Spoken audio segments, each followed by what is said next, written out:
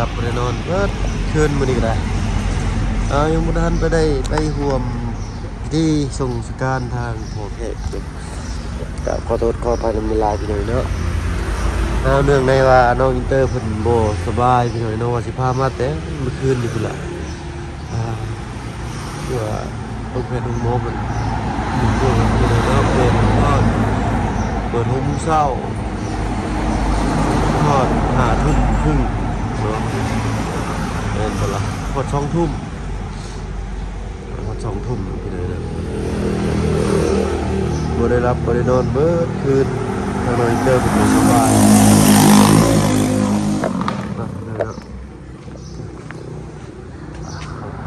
ทางกัน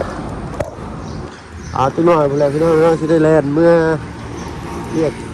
บ้านเรือนชาตินำทางลุงจันทร์เพิ่นเนาะมีแต่แนวมันนี่ก็ได้มันให้เลยลูกก็ได้ให้ได้เลยเนาะคิงห่อนต้องไปทูดเขียวครับเดี๋ยวไปช่วย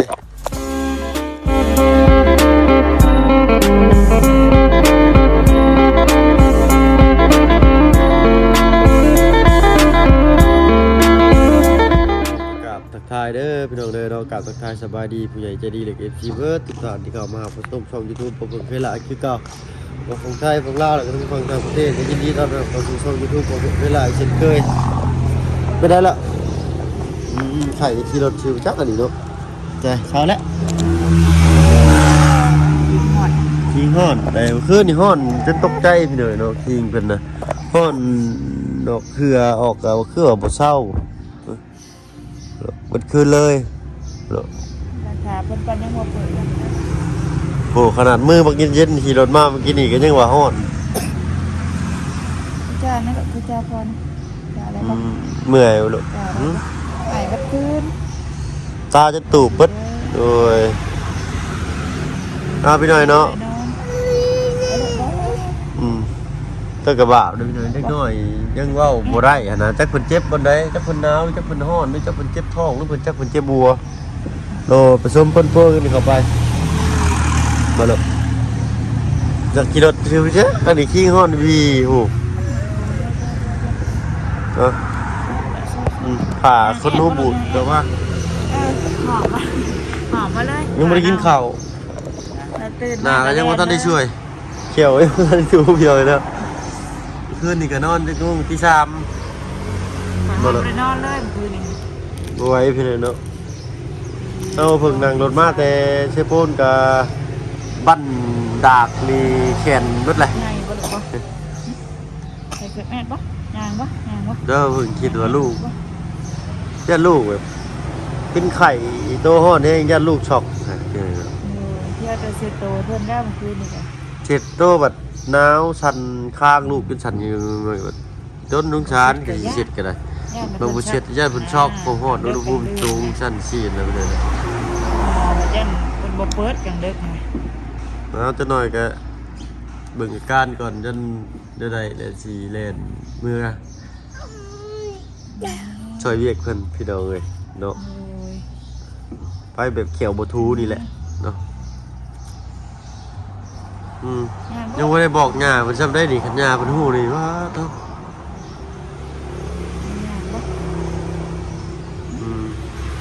บ่รู้จ้ะซี่นั่นซี่นี่เด้จะลายได้ก็เป็นหันเป็นนี่ว่าไข่แน่ว่านี่แน่ไอ้ซี่เป็นทุกที่บ่ล่ะให้มันคืนตั้งกับบาปลูกได้เลยบางทีก็แม่เพิ่นจะเช็ดหน้าให้จนให้แม่เพิ่นพู้นแหละเช็ดแล้วเพิ่นให้เนาะบ่อยากให้นะลูกให้แล้วก็หาบ่ได้คือช็อกแล้วเด็กน้อยค่อยเช็ดตัวเรื่อยเอาเช็ดน้องวินเนอร์ก็ยังบ่เศร้าจังบ่จักเลยก็ได้จักบ่ได้เด็กน้อยเป็นจังซี่ช่วงเดียวเนาะไข้หวัดก็บ่แม่นได้อากาศเปลี่ยนก็บ่แม่นอากาศเปลี่ยนก็จะร้อนเลยเถอะก็ลมมาอีก2-3มื้อเลยก่อนบ่ได้หนาวบ่ได้ลมให้เบิดคืนเลยเราก็ได้ปรับไปปรับมาอยู่ใจมีแต่บ่เงินจ่ายค่าเพชรเพิ่นเนี่ยจักให้คือให้แท้เมื่อคืนเนี่ย น้ำเมฆบ่อยากไปกอดแขนกอดขาพอไว้อยู่ไปตื่นเช้ามาแล้วจือกันบ่ได้นี่ดาวบ่ ไอ้ผู้สาว ขาลูกไปแล้วขา หนาวบ่ลูกก็เป็นย่างบ่ลูก ย่างบ่ลูกลงย่างบ่ มาก่อนหมู่ก่อนพวกเลยเลยเปิด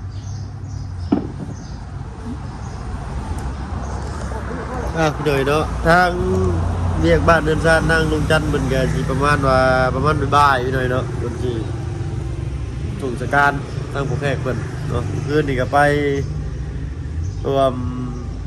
งานรวมครบรวมงานนำญาติพี่น้องที่มาร่วมอะไรพี่หน่อยเนาะก็คือว่าคนที่ว่าอุ่นเพื่อนอุ่นซานนะบ่ให้เพื่อนแบบนี้มันเงียบเงาเลยปกติถ้าบ้านเอิ้นเพิ่นดีเนาะปกติถ้าทางอยู่ฝั่งไทยดีแกเป็นจะชี้ไว้อยู่วัดเนาะแต่ทางอยู่บ้านนะเพิ่นไว้อยู่เพื่อนเมื่อก่อนก็อยู่ไทยกันอาจจะว่าอยู่เพื่อนเนี่ยรู้จักเนาะเท่ากับหมู่กันไปเลยเนาะเอามีแต่ว่าถ้าว่าท่านก็สิได้ไปส่งสการน้ำเพิ่นไปเลยแล้วก็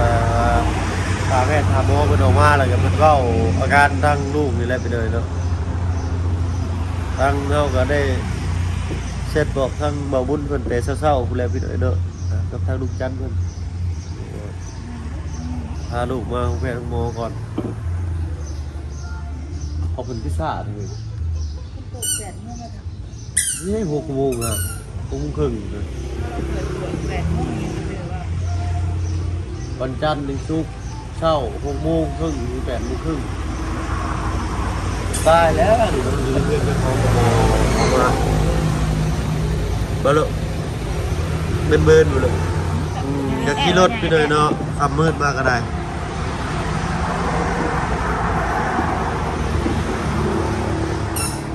ตัวห่อนบ่ครับเอาหมอลาเวียดบ่อีกอนไหนเนาะถ่าจังนี่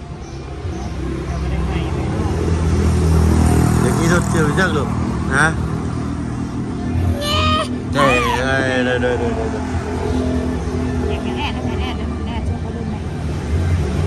แต่คือแข่งขาเราบ่มีเหือบ่มีแห้งเดี๋ยวเรา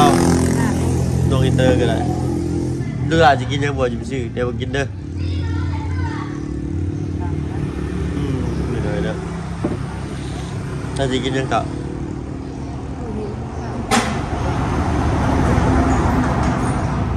นึกเศร้าโพดนะเจ้าก็สิกินยังก็เจ็บท้องกับวันนั้นเจ็บท้องแต่เมื่อคืนนี่พุ่นแล้วเพลงมาบาดพี่น้อยเนาะโอ้ย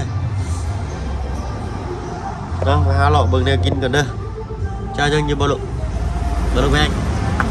บ่ลูกจ๋าโดยหาดเจ้ายังบ่ขนมบ่ฮะ เป็นไข่ ขนมปอกขนมปังอะไรเด้อลูกกินบ่น้ำมีแล้วน้ำ ย่างเนื้อมันคือมาเนี่ยย่างบ่เย็นเด้อ เหนื่อยเอาไปสิหน้าไปลูกกันเด้อ โอ้ย ลูกขนาดมือบักเย็นนี่พี่น้อยเนาะยังว่าฮ้อนนักบ่ลูกกันนะ พ่อนะ ต้นจนเป็นตาญาติอันนี้ได้เมื่อคืนเนี่ยคิงลูกกับบ่ดาดป่าปราบจนนั้น จัก39-40บ่ได้นั่นเบิ่งเนาะ เนี่ยวัดในตัวอุณหภูมิบ่มี นี่อยู่เพื่อนน่ะเดี๋ยวจะป้าไปใส่ ตะกะบะพี่เนาะเด็กน้อยเป็นนี่ลำบากนะเพิ่นนึงเว้าบ่ได้แล้วถ้าเพิ่นเจ็บบ่ได้แล้วถ้าการเพิ่นเป็นอะไรหั่นน่ะ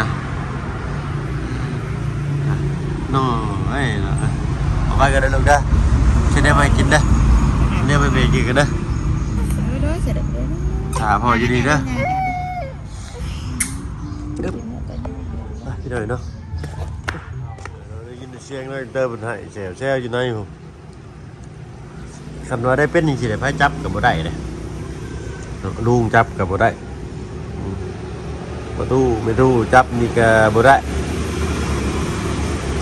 เอาไปซื้อน้ำโบเย็นมาให้น้องอินเตอร์กับแม่เพิ่นไปกันเนาะ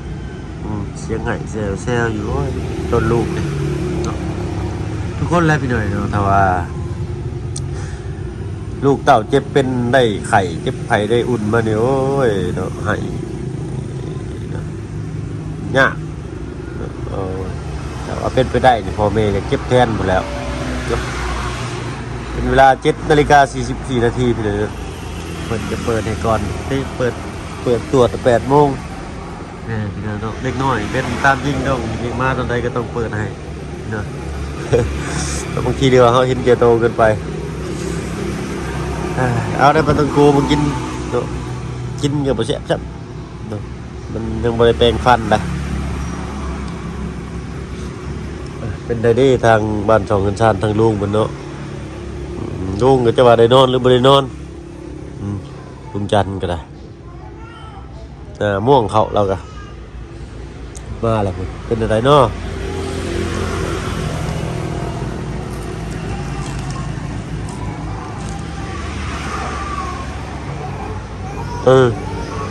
ให้ว่าเท้าครับ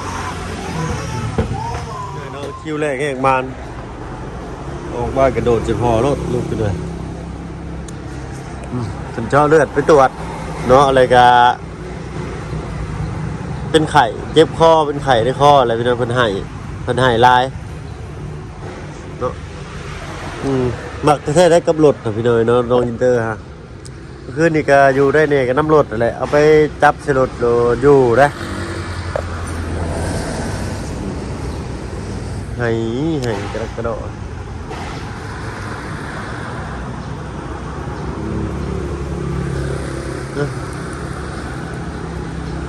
จะได้เท่าน้ำอยู่เฮ้ยน้ำมีกันมี่จังกับบาปลูกเดี๋ยวอึดเด้อเศ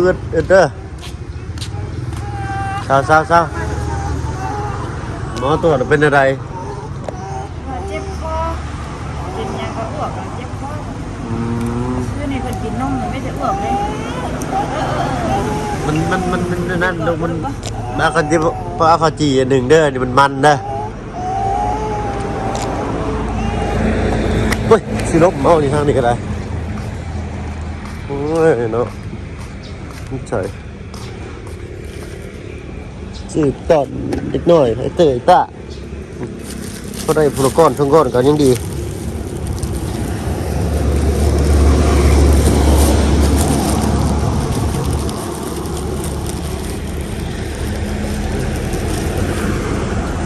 นี่ไอ้งานสิกินได้ยังเดินเมื่อวานนะเอาปะโอ้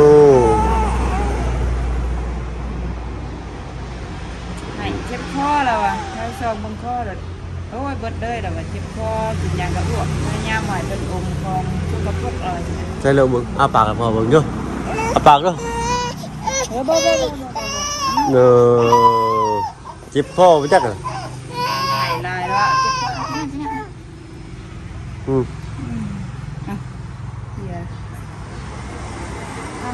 เศร้าเลยลูกเด้อเศร้าเด้อบัดนี้เด้อให้คือเครียดคือหายในมื้อเช้าลุงจับนั่นอันเมื่ออันเป็นยังอันป้าข้างเฮือนเอิ้นถามโหลให้ซื้อๆเขาเป็นวิชาอยู่เลยคือให้แท้ให้ครับห้องเอาเนาะแม่บ้านมาบอกบอก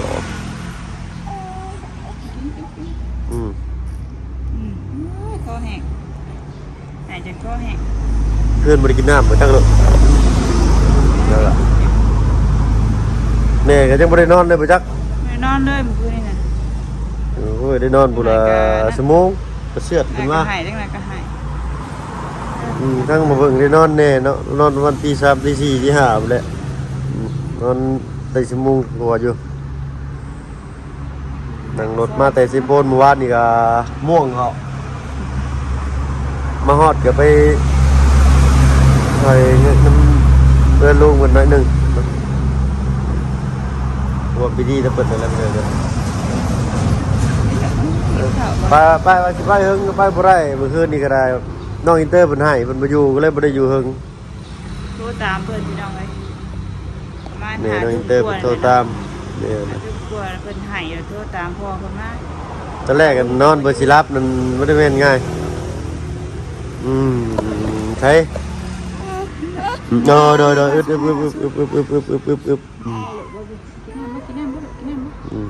ทิ้งโหดเป็นตัวญาติโดยบ่ได้หายเลยบ่ได้หาย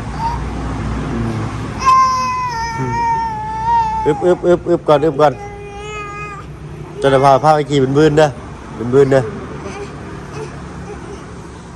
อยู่ได้จนบืนเมื่อคืนนี่ก็ได้4โบ4เบไปสุทีสุดแดนไป ไก่กับอะไร เฮ้ยมาใกล้พอเด้อบัด ขาหน้าซูนเด้มันจะซัดยาให้น้ำยามากินน้ำ เงยจะให้ได้บัด จุดไปเลย กดเอาบัดเดียวเด้ได้มาแล้วบัดอ้าวของลูกก็เลยของลูกเด้อเช้าเที่ยงแรงก็ผสมกันก็ได้เพิ่นว่า3มื้อไข่สิลดช่วงนี้บ่ให้อมของเล่นหรือว่าอมในบุกโม สั้นเลย ยอดที่ออกเพิ่นกระพูบัตรไป700,000ก็17ทัด ยาจะขวด ได้เลยยา3 ขวด700,000 ทำกว่า700,000 กับซักยาน้ำเนาะฉีด แม่ ยา ยาดำเด้ ประมาณนี้แหละพี่น้อง ขนมเพิ่นหายเท่าใดก็พอเสียเนาะหายก็ไข้แล้วอย่างนอนแล้วมีตาเทิมเลยฮะ นอนได้พอมากินกับมาหอดเลยตื่น บ่ล่ะยิ้มเลยเด้อันเด้ที่แท้เพิ่นเป็นคนอารมณ์ดีเลยเนาะอินเตอร์ไปหน่อยเนาะเป็นไข้อยู่ก็ยังอยากลิ้นเมื่อคืนนี่ก็แต่ว่าเพิ่นน่ะบ่สบายแฮงเจ็บคายแฮงอยู่ลูก เราเป็นเจ็บคอยันเป็น อันนี้ก็บ่แม่นขนมทอดดอกพี่น้อยเนาะเป็นขนมเพิ่นอบกินได้อยู่ดอกบ่เป็นของมันแต่ว่าต้องโกอย่าให้ลูกกินนะ ของมันนะของทอด เอาได้บัดนี้เป็นมื้อแล้วเฮาก็มื้อเวียก เจ้ากินกับข้าวแล้ว ยังบ่ได้กินข้าวแล้วซื้อขนมปอกขนมปังแล้วมากินก่อนไปซื้อเข้าตลาดก่อนบ่ซะ ข้าวแล้วกายช่าง ได้เชิงก็มาตลาดกินนี่ชื่อเกือบ พี่เกิด นี่เลยโอ้ยจะใส่ซะนี่มันน้อยโพดนะใหญ่สุดเลยในห้างเราก็จะเป็นแล้ว ไปแล้ว ตลาดไปรอเมื่อกี้นี่ก็จะบ่ทันเปิดห้าง8-9 โมงพุ่นเลยมันเปิดถ้าเป็นอย่างสิกูกินเลยก็จังยังบ่เปิดเกือบแล้ววะ ซื้ออย่างนี้เนาะซื้ออย่างนี้มากิน แล้วก็แม่คือก็แล้วค่ะก็สิฟ้าเมื่อซอยเวียกขึ้นนั่นแหละ10 โมง 11 โมงนี่เพิ่นก็มากะเกียมสิเอาไปลงป่าสิเอาไปสาปนกิจแล้วบัดนี้ ประมาณบ่ายประมาณเที่ยง 11 โมงเพิ่นก็เริ่มมาแล้วพี่น้องเพิ่นก็มาเริ่มมากินข้าวกินน้ำแล้วก็โอ้ลมนิดหน่อยเลย ไม่ตู้ใจดีฝากไปกินทานฝากคอยไปโดยคอยว่าจะฝากให้เจ้าไปเพราะว่าคือสิไม่ได้ไปหรอกฝากไปกินทานน้ำ ได้พวกมันน้ำเมื่อยบ่ล่ะ ฝากทางว่าเพิ่นกันไปเด้อเนาะแม่เนี่ยฝากทางพ่อไปเด้อแต่แม่คือสิไม่ได้ไปได้เลยตอนแรกว่าสิไปซอยเพิ่นอยู่พี่น้องเลยเนาะ เนี่ย แต่ว่าคือสิบ่อยู่น้ำไผ่มื้อนี้เบิ่งสภาพ ไปนี่แต่ไปตลาดตะลีบแล้วปิพี่ช่างเพิ่นบ่ได้หายกันสิหายบ่ได้ไปหายลูกได้เลย พาลูกไปกินข้าวกับยังเด้ชดกระเปียกห่อนบ่จังลวกคอเจ้าดูบ่ไปเมื่อเนาะบัดนี้เนาะมึนๆเด้อเชื่อผ้าลูกเดียวแล้วมา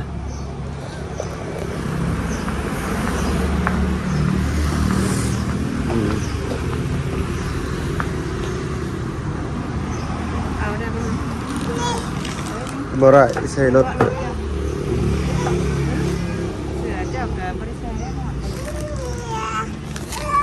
อน ได้ป้าพี่น้อยเนาะพ่อกันคลิปหน้าเด้อจะอะไรกินนี่ถ้ามาเบิ่งเคยล่ะในเด้อขอตัวลำลาแล้วเนาะไป